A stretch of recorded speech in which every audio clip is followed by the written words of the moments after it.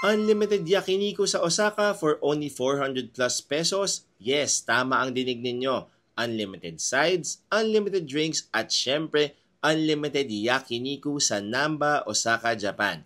Paano? Ako nga pala si Mark ng Explorations at sa most recent trip ko sa Osaka, Japan, bumili lang ako ng Have Fun in Kansai Pass sa Klook.